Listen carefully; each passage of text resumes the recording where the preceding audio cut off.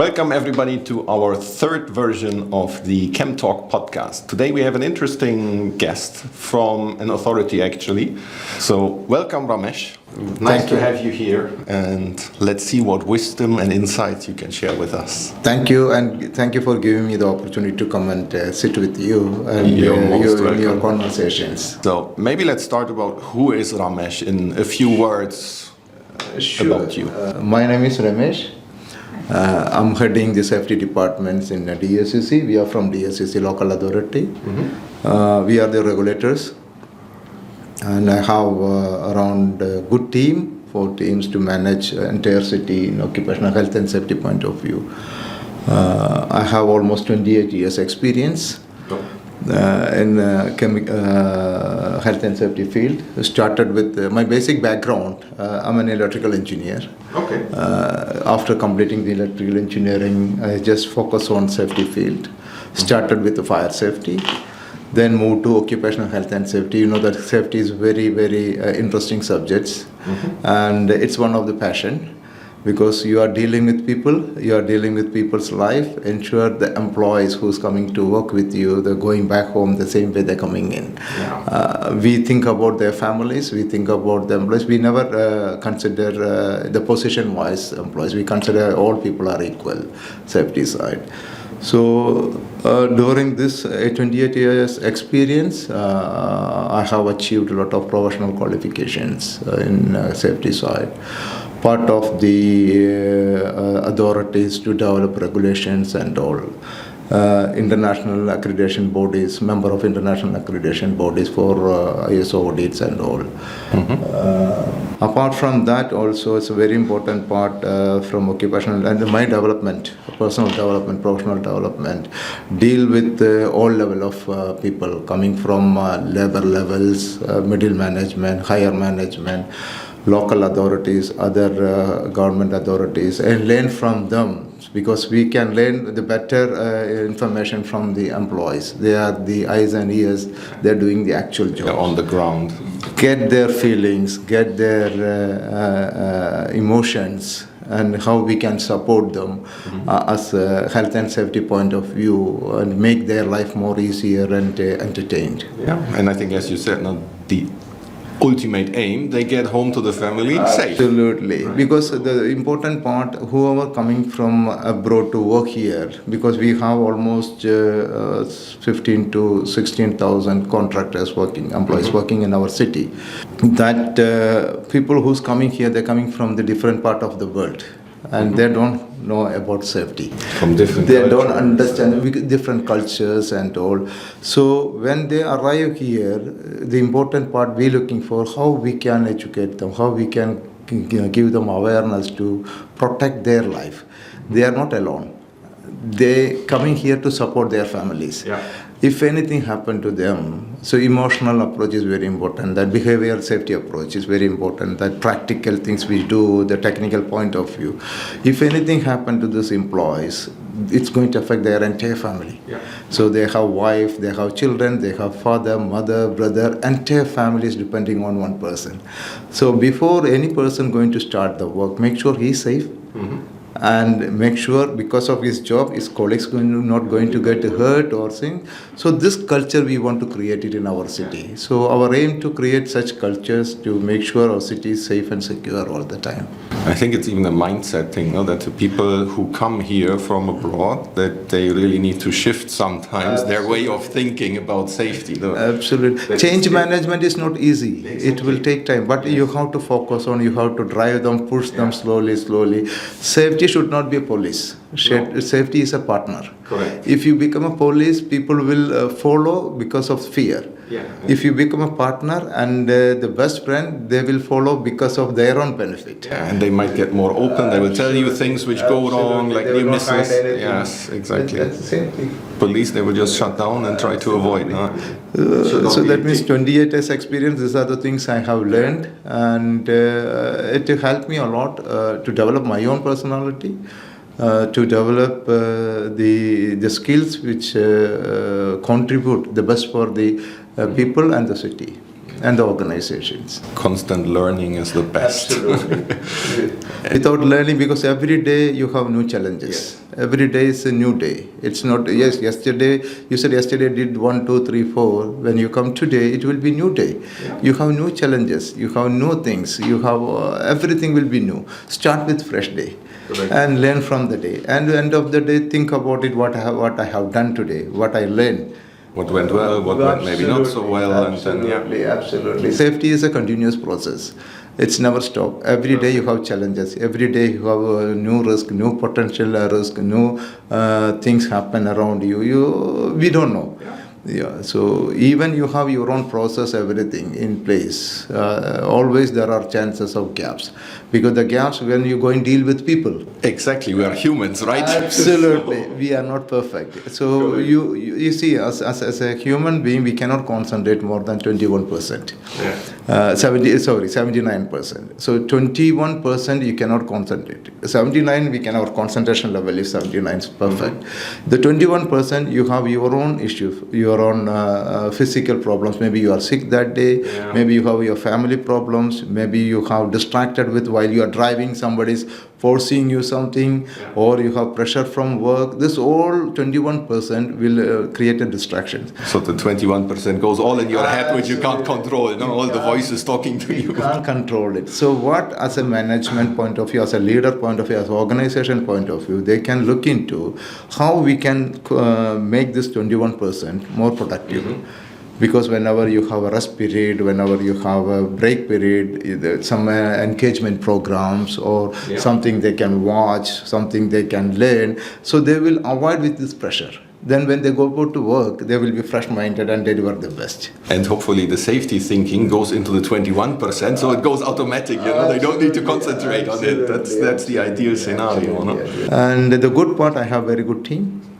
It's not a one-man show. We have a very good team. The commitment from management level to all levels are there, which giving a driving force us to deliver the best for the organization and the city. And the people in the end. The people we are dealing with, yes. Because, in the end, we speak now about our professional environment here at work, but what usually our aim, and I'm sure your aim is as well, to give them the message, it doesn't stop when you sit in the bus home. Absolutely. It continues. It's in your personal life, you need to think about safety as well. Safety is not related to work areas. Whatever the people learn, they can use that knowledge when they go back to their home also, on the way in their entire life plan.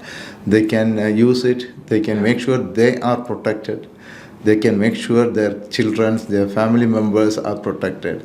They can share that information. It's a part of sharing knowledge. Exactly. So when you thinking about creating a culture, it's not one-man show. It's a culture. It's slowly it will going to happen, because you educate some people gradually. They share the information to others. Others share the information to us. It will spread. It's the same way. Word of mouth is going everywhere. Exactly. Chemical reactions happen this way. We are made of chemicals, right? Absolutely. Absolutely. As you say, when you spot simple thing, the bus driver is driving maybe not safely enough, they should be able to speak up and say, guys, you have 20, 30 people in the back. Absolutely. So let's small be safe. Mistakes will contribute to serious accidents. Yeah. And as you mentioned, the bus driver, everyone is depending on him. The entire bus is depending on this. The people the people who is getting to the bus, they have believed that the driver will drop them in their destination. Yes, absolutely, they trust. That trust, how they build it, because they know any countries, they have the system in place to make sure these people are well trained, well educated, they have approval for driving the bus, and they are competent people, only competent people, because this is the belief everyone has to get it when they get, sure, this guy, if you say that there is no system in place, there is no management program in place, nobody knows when I get into the vehicle, I'll reach my destinations.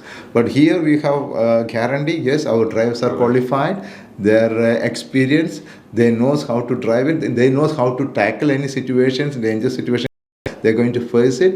So we are in a safe hand. The same way any employees coming to the organization, they believe that they are in a safe hand because they're spending more time than their family than here, right? Exactly. So they're spending almost 8 to 12 hours in an organization. They're spending 4 hours or 5 hours in their families. Yeah. So why they're coming to work, not only earning money, they believe that they can go back home, they come the same way they're coming in. So that belief is very important. And that culture, yes, trust. That culture has to be developed. And it is a leader's management responsibility. Yeah, because it's always, I always compare it a bit with children. Whatever the parents are doing, the children are copying. Absolutely. So if the leaders are behaving in the right way, it automatically will go down to the whole organization. All organizations, yes. So important. Lead by example is very important part. Correct. Lead by example, safety in all situations, then you get there automatically, basically. You don't need to run big programs, but if the leaders are living it. Employees also can guide you, correct you, empower. So and you will give the chance of raising voice by the employees. If they found something wrong, they can easily highlight you. They don't have any fear. Come and tell you this is wrong, I found this.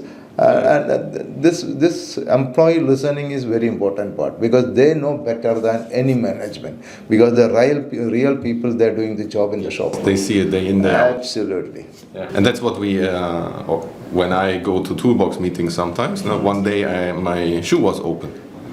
And then one of the guys was checking everybody, PPE and so on. And then he said, your shoe is open. You're not allowed to go in unless you tie up your shoes. Yeah, very good. Which was super. Yeah, and he was a normal forklift driver or warehouse assistant. So safety, we follow on the logo or some slogan, safety through empowerment of people, STEP. Yeah. So if you empower your people, give them voice because any employee coming to any organization, they have a qualification, maybe they have skills, maybe they have experience, whatever they have, but they will not be competent when you give him actual training for his actual job. Mm-hmm. So when the person getting the actual training, then you creating or you convert him a competent person suitable for that job. Yeah. If you not train him, if you not guide him, he will not be a competent person. Maybe that person has the employee has experience, qualifications, whatever things, but the actual job practice in your because the type of risk involved, the hazard involved, how to deliver it, and what time frame I need to do it, everything you need to guide him. Once you understand the process, he become a competent guy. Yeah. So once he become a competent, he is a good decision maker. He can take a decision on his own safety, his own things, or he can take it because whatever decision you take it, whatever things you did it, maybe something you said this is good for him, but it's good for him, but not so good for others. You understand? Yes. So he can take a decision good for him and good for others also, and he can share that information, and he can part of the improvement of the organization, the success story of the organization. Yeah. All employee has their own success story, part of the organization improvement because they join here. Maybe the low level, you have your own succession plan, you improve it. Safety is one of the pillars. Because we don't want people who has to talk safety separately. Mm-hmm. As a safety professional here, we want to create that culture. Safety should be inbuilt in your day-to-day activities. Here, if you think about safety separately, what happened? You said it's a separate thing. Safety is not separate. Safety is part of our DNA. Yeah. So we want to create that culture. When I come to work, yes, I'm going to start the job today. This is my job assignment. What I have to follow, what I have to do, what are the risks, what is the condition of the environment now, how am I going to perform, do I have all required PPEs, do I have to know something else, or yesterday something happened here. So I get all this information and I prepare myself. I'm safe, I can deliver, I can do the best. Otherwise, if you are not safe, you cannot do the best. You will be one of the hazard. If you don't follow safety, you will be one of the risk for the organization. Anytime you put your life in a risk. For yourself and the others. Absolutely. Yeah. And that's why safety is very, very, very important focal point. And it is a hidden process which could convert it into the profit of the organization. The profit, which I means all level of profit. Employee happiness is one of the profit, because you are keeping employees for long run in an organization. Financial profit, because if you need financial, there is no money, organization will not run. So your input is very important. So that's why safety is considered that way. Safety is very important. Correct. Often or quickly people think safety costs me money. Absolutely. But in the long run, there are even studies in the US, I don't recall the exact institutions, but they have measured that safety caring organizations versus non-safety, in the beginning it costs money, but over a long period of time their profitability increased by multiples, then the organization is not taking care of it. Because precaution is better than cure. Exactly. You don't know if anything goes wrong, what will be the impact of the organization going to happen to the organization, legal penalties, work stoppages, and the morality of your employees. If they see somebody is hurtly injured in your organization, the morality of employees will go and their productivity will go down. So this all going to affect the reputation of the organization. When the organization will be a success organization, we call always say it's employee oriented. It's not employer oriented. Employer oriented means employer has a choice to change the employees all the time. So there is no consistency for employees. Employee of organization means employee want to join this organization, part of the success of this organization. We have in Dubai a lot of employee of organization. A lot of people want to join that organization. They're keen to join. I want to be part of this organization. So any organization want to be employee of choice. That's very important.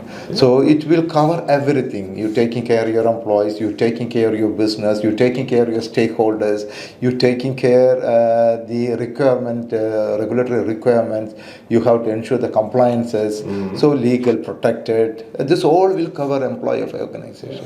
The employee first and the rest they will take care of. That's usually the mantra.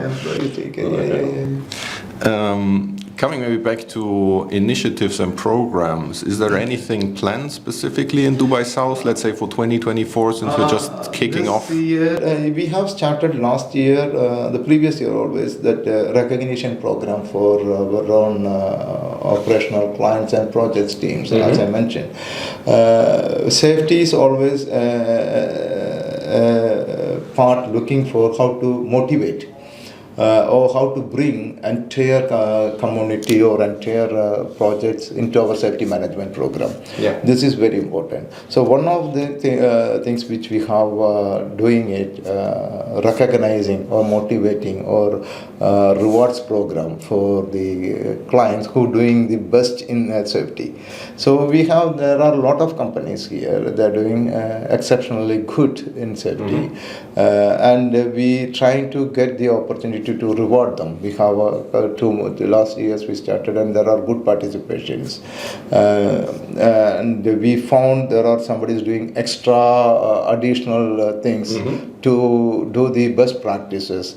You see, anything we normally do, it's a legal compliances. Legal compliance is minimum requirements. If anything you do the best practices more than legal compliances, we call it best practices to achieve the best result and to achieve the best statistics related to safety and all. The company is taking additional things. So you don't stop at the minimum, you go beyond. Absolutely, and continuous improvement. So we have that rewards and recognitions. That's awards, the excellence award for the best performer. So we hope this year you're going to participate in it, you're going to get that one. We will join everything this year. And this is the way we trying to enhance the safety culture. We're giving the opportunity for others to learn from the best, the companies who are doing best. This year onwards, maybe we're going to look for the cross-company communication part. Who's doing best things safety, others will got the opportunity to go and learn from them.